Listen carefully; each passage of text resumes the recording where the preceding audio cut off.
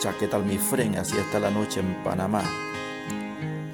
La noche es el periodo durante el cual una parte de la Tierra, por acción de la rotación, deja de recibir la luz solar. Eso es lo que exactamente ocurrió en la ciudad de Panamá. Pero gracias a la iluminación eléctrica, los objetos se han hecho visibles. De igual forma podemos ver los edificios que albergan distintas actividades humanas como vivienda y comercio.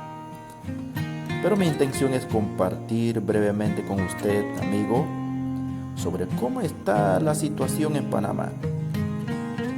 Pues así se mantiene según el reporte del Ministerio de Salud, con 53.468 contagios acumulados, 1.207 nuevos casos, 25 nuevas muertes por coronavirus, lo que eleva la cifra de fallecidos en el país a 1.096.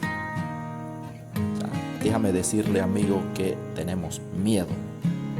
Miedo por la presencia de este peligro real que está acabando con la vida de muchas personas en el mundo y nos hemos quedado sin fuerzas. Y el miedo nos ha impedido vivir nuestra vida con verdadero sentido y nos ha quitado la libertad de amar, trabajar y compartir como siempre solemos hacer. Pero la Biblia nos exhorta una y otra vez a no tener miedo por nada. No temas porque yo estoy contigo, no desmayes porque yo soy tu Dios que te esfuerzo. Siempre te ayudaré, siempre te sustentaré con la diestra de mi justicia. Así dice Jehová Dios de los ejércitos en el libro de Isaías capítulo 41:10.